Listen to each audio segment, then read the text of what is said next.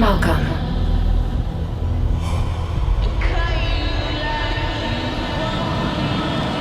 What makes you think humanity is worth saving? Revelation 18. And after these things I saw another angel come down from heaven, having great power, and the earth was lightened with his glory. And he cried mightily with a strong voice, saying, Babylon the great is fallen, and is become the habitation of devils, and the hold of every foul spirit, and the cage of every unclean and hateful bird. For all nations have drunk of the wine of the wrath of her fornication, and the kings of the earth have committed fornication with her, and the merchants of the earth are waxed rich through the abundance of her delicacies. And I heard another voice from heaven saying, Come out of her, my people, that ye be not partakers of her sins, and that ye receive not of her plagues. For her sins have reached unto heaven, and God hath remembered her iniquities. Reward her even as she rewarded you, and double unto her double according to her works, in the cup which she hath filled to her double.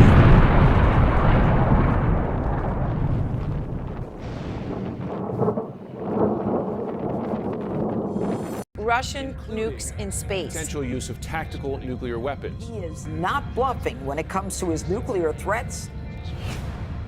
After nuclear fission was discovered in the late 1930s, it didn't take long before the brightest minds created the most powerful weapon known to man.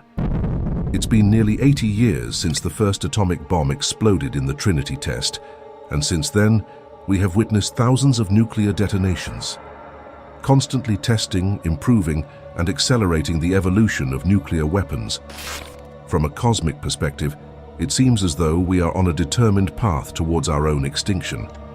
The atomic bombings of Hiroshima and Nagasaki on August 6th and August 9th, 1945, mark the only times these weapons of mass destruction were used in war. But that doesn't mean we are out of the woods yet.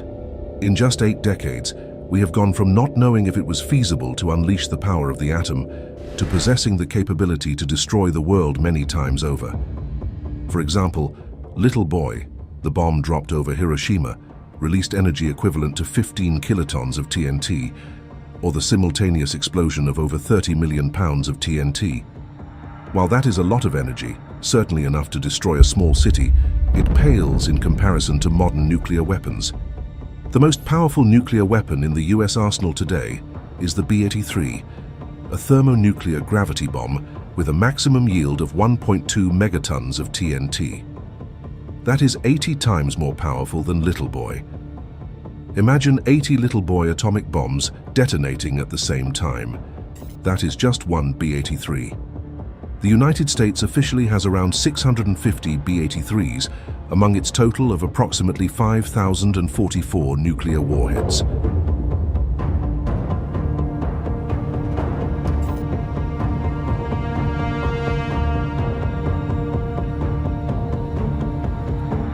To put that into perspective, the Little Boy atomic bomb had a maximum fireball diameter of about 396 meters or 1,300 feet, while the B-83 thermonuclear bomb has a maximum fireball diameter of about 2.3 kilometers or 1.4 miles. So in any direction you look, in 1.4 miles, the fireball incinerates everything within it.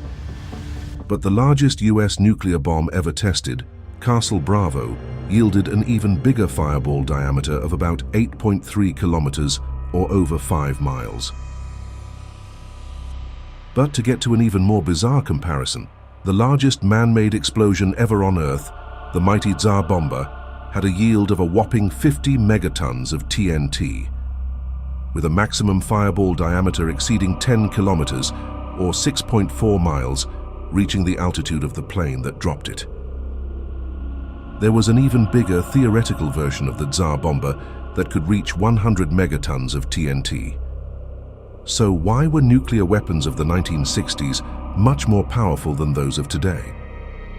You see, in the fourth-dimensional chess game of mutual assured destruction, bigger is not always better.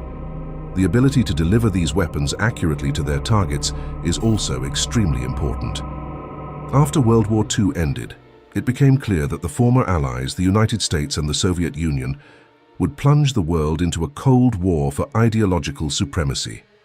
It was feared that an inevitable Cold War could turn red hot. The US knew it would not be long before the Soviets developed their own atomic weapons, considering they had atomic spies in the Manhattan Project. The United States had a monopoly on nuclear weapons for 4 years. During this time and afterward, they conducted a series of crucial tests to stay ahead of the Soviets. The shockwave coming toward the camera. Watch those palm trees in the foreground. Operation Crossroads was a pair of nuclear weapon tests conducted by the United States at Bikini Atoll in mid-1946. These were the first nuclear weapon tests since Trinity on July 16, 1945, and the first detonations of nuclear devices since the atomic bombing of Nagasaki on August 9, 1945. The purpose of the tests was to investigate the effects of nuclear weapons on warships. The Crossroads tests were the first of many nuclear tests held in the Marshall Islands and the first to be publicly announced beforehand and observed by an invited audience, including a large press corps. A fleet of 95 target ships was assembled in Bikini Lagoon and hit with 2 detonations of Fat Man plutonium implosion-type nuclear weapons of the kind dropped on Nagasaki in 1945, each with a yield of 23 kilotons of TNT. Operation Sandstone was another and the last of the series of nuclear weapon tests in 1948 conducted by the United States as a monopoly in atomic weapons. On August 29, 1949 at 7 a.m., the Soviet Union conducted its first ever nuclear weapon test. The RDS-1 device, also known as First Lightning, was codenamed by the United States as Joe-1, referencing Joseph Stalin. The first Soviet atomic bomb, RDS-1, was an implosion type, an almost identical copy of the US Fat Man bomb.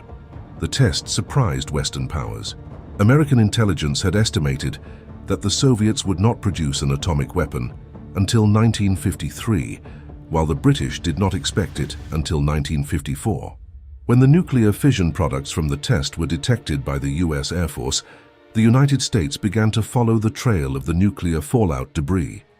President Harry S. Truman notified the world of the situation on September 23, 1949, saying, "We have evidence that within recent weeks, an atomic explosion occurred in the Soviet Union."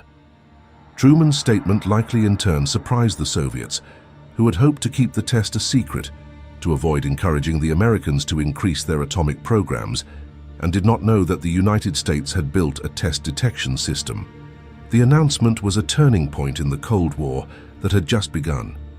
Once the Soviet Union was confirmed to be in possession of the atomic bomb, the arms race to develop the first hydrogen bomb also began.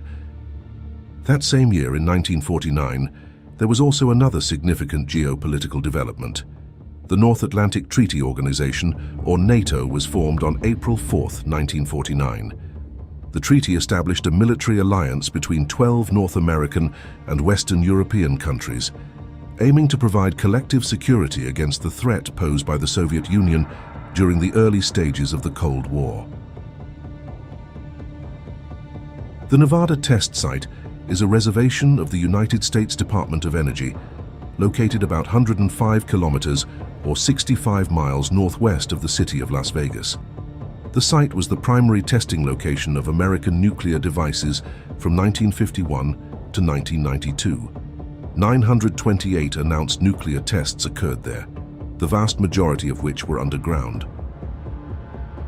One of the most popular nuclear tests conducted at the Nevada test site is the Operation Upshot Knothole test series, specifically the Grable test, which stands out because it was the first and only nuclear artillery shell ever fired. It was launched from a 280mm cannon known as Atomic Annie. The test demonstrated the feasibility of nuclear artillery for tactical nuclear weapons on the battlefield. But the evolution of nuclear weapons entered a whole different level in 1952.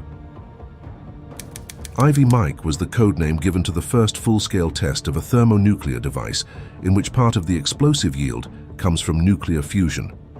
Ivy Mike was detonated on November 1, 1952 by the United States and had a yield of 10.4 megatons of TNT. Due to its physical size and fusion fuel type, the Mike device was not suitable for use as a deliverable weapon. It was intended as a technically conservative proof-of-concept experiment to validate the concepts used for multi-megaton detonations. While the arms race for the development of hydrogen bombs now added fuel to the Cold War, a new layer of complication was also added that same year. Up until October 3, 1952, the United States and the Soviet Union were the only players in town when it came to nuclear weapons. But on that date, the United Kingdom tested its first nuclear weapon. The test, codenamed Operation Hurricane, was conducted at the Montebello Islands off the coast of Western Australia. The UK pursued its nuclear weapons program in response to the United States' decision to withdraw from nuclear cooperation post-World War II. Only 9 months after the detonation of Ivy Mike, the Soviet Union tested its first thermonuclear device. Detonated on August 12, 1953, the device, known as RDS-6, or Joe 4 in the West, had a yield of 400 kilotons, or about 26 times less powerful than the Ivy Mike device, and was an early type of thermonuclear weapon, often referred to as a layered or staged fission-fusion bomb. On March 1, 1954, the United States conducted the Castle Bravo nuclear test at Bikini Atoll in the Marshall Islands. This test marked the first detonation of a dry-fuel thermonuclear hydrogen bomb. The explosion yielded an unprecedented 15 megatons of TNT, significantly higher than the predicted 4 to 6 megatons, making it the most powerful nuclear device ever detonated by the United States at that time. The unexpectedly high yield caused widespread radioactive contamination, spreading fallout over more than 7,000 square miles, including inhabited areas. This fallout led to severe health issues and displacement for the local population, as well as the crew of a Japanese fishing vessel who were exposed to the radiation. The Castle Bravo incident contributed to growing international concerns about the dangers of nuclear testing, which eventually led to the Partial Test Ban Treaty of 1963. In November 1957, the United Kingdom tested its first true hydrogen bomb, known as Grapple X. The device had a yield of 1.8 megatons of TNT and exceeded expectations. Although most of its yield came from nuclear fission rather than nuclear fusion, it marked the UK's entry into the thermonuclear club. But the rules of the game changed again that same year, when the first successful test of an intercontinental ballistic missile, or ICBM, was conducted by the Soviet Union on August 21, 1957. The missile, known as the R-7 Semyorka, had a range of approximately 8,000 kilometers, or about 5,000 miles, and was capable of delivering a nuclear warhead to targets across continents. This historic test marked a significant milestone in the Cold War, as it demonstrated the Soviet Union's capability to strike targets far beyond its borders, altering the strategic balance of power. The R-7's development also paved the way for advancements in space exploration, leading to the launch of the first artificial satellite, Sputnik, later that same year. As a response, about a year later, the United States conducted its first successful test of an ICBM on November 28, 1958. The missile, known as the Atlas D, was launched from Cape Canaveral, Florida, and successfully completed its test flight, demonstrating the United States' capability to deploy long-range ballistic missiles capable of carrying nuclear warheads. The development and deployment of ICBMs significantly impacted the strategic dynamics of the era, contributing to the doctrine of mutual assured destruction. France conducted its first-ever nuclear test on February 13, 1960. The test took place in the Algerian Sahara Desert at a site called Regan. This successful test made France the fourth country to develop and detonate a nuclear weapon. The device had a yield of approximately 70 kilotons, which was significantly more powerful than the first tests conducted by the other nuclear powers. This event marked France's entry into the nuclear arms race and established it as a major nuclear power. The most powerful nuclear weapon ever detonated was exploded on October 30th, 1961. The Soviets conducted the test over the Novaya Zemlya archipelago in the Arctic Ocean. The Tsar bomber had a yield of 50 megatons, which was powerful enough to shatter windows as far away as 1,000 kilometers or 620 miles from the blast site. The explosion created a mushroom cloud that reached about 64 kilometers or 40 miles high, and the shockwave from the blast circled the Earth 3 times. Despite its massive power, the bomb was designed to have a theoretical yield of 100 megatons, but it was scaled down to reduce radioactive fallout. Only 1 year later, our civilization faced a possible threat of extinction due to these weapons in the Cuban Missile Crisis in October 1962. It began when American reconnaissance planes uncovered Soviet missile installations in Cuba, capable of launching nuclear strikes against major U.S. cities. President John F. Kennedy, facing the gravest threat of his presidency, responded with a naval blockade around Cuba, aiming to prevent further Soviet shipments of military equipment. For 13 tense days, the world watched as Kennedy and Soviet Premier Nikita Khrushchev exchanged threats and negotiations, each side aware that a single misstep could trigger a catastrophic war. The crisis escalated with Soviet ships approaching the blockade line, US forces on high alert, and the public gripped by fear, watching the two superpowers play a game of chicken. In a dramatic turn, Khrushchev blinked first. He agreed to dismantle the missile sites in exchange for a US pledge not to invade Cuba and a secret agreement to remove American missiles from Turkey and Italy. Nuclear war, and possibly the fall of human civilization, was averted by a razor's edge. 2 years later, China conducted its first nuclear test on October 16, 1964. The test, codenamed 596, was a successful detonation of a uranium-235 bomb that marked China's entry into the group of nuclear-armed states, making it the 5th country to develop and test a nuclear weapon. Only 3 years later, China conducted its first hydrogen bomb test on June 17, 1967. Known as Test Number 6, the device had a yield of 3.3 megatons, marking China as the 4th country to successfully develop and test a hydrogen bomb. India conducted its first nuclear test on May 18, 1974. The test, codenamed Smiling Buddha, was described as, quote, a peaceful nuclear explosion, but it marked India as the 6th country to join the nuclear club. Its rival neighbor, Pakistan, first conducted its own nuclear tests on May 28, 1998. These tests took place as a series of 5 underground detonations. The tests were conducted in response to India's nuclear tests earlier that month and marked Pakistan's official entry into the group of nuclear-armed states. While North Korea conducted its first nuclear test on October 9, 2006, and its first successful test of a thermonuclear or hydrogen bomb was on September 3, 2017. The explosion was significantly more powerful than their previous tests, with estimates suggesting a yield of around 100 to 250 kilotons. This marked a major advancement in North Korea's nuclear capabilities, demonstrating their ability to produce a much more powerful thermonuclear weapon. Israel is widely believed to possess nuclear weapons, though it has never officially confirmed or denied their existence. This policy of deliberate ambiguity is known as nuclear opacity. Various estimates suggest that Israel has a nuclear arsenal of between 80 to 400 nuclear warheads. While South Africa and Ukraine are the only countries to have possessed nuclear weapons and to voluntarily dismantle them and join the Treaty of the Non-Proliferation of Nuclear Weapons.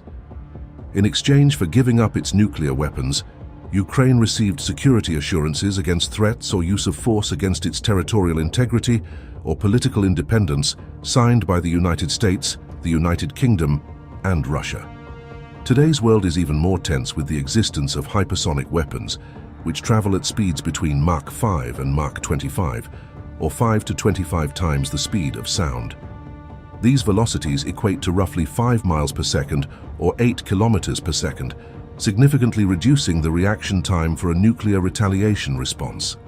The existence of such advanced weaponry continues to pose a grave threat to humanity, even 80 years after the first detonation of nuclear weapons. Joel 2. Blow ye the trumpet in Zion, and sound an alarm in my holy mountain. Let all the inhabitants of the land tremble, for the day of the Lord cometh, for it is nigh at hand, a day of darkness and of gloominess, a day of clouds and of thick darkness, as the morning spread upon the mountains, a great people and a strong. There hath not been ever the like, neither shall be any more after it, even to the years of many generations. A fire devoureth before them, and behind them a flame burneth. The land is as the Garden of Eden before them, and behind them a desolate wilderness, yea, and nothing shall escape them. The appearance of them is as the appearance of horses, and as horsemen, so shall they run. Like the noise of chariots on the tops of mountains shall they leap, like the noise of a flame of fire that devoureth the stubble, as a strong people set in battle array. Before their face the people shall be much pained, all faces shall gather blackness. They shall run like mighty men, they shall climb the wall like men of war, and they shall march every one on his ways, and they shall not break their ranks, neither shall one thrust another. They shall walk every one in his path, and when they fall upon the sword, they shall not be wounded. They shall run to and fro in the city, they shall run upon the wall, they shall climb up upon the houses, they shall enter in at the windows like a thief. The earth shall quake before them, the heavens shall tremble, the sun and the moon shall be dark, and the stars shall withdraw their shining. And the Lord shall utter his voice before his army, for his camp is very great, for he is strong that executeth his word. For the day of the Lord is great and very terrible, and who can abide it? What makes you think humanity is worth saving?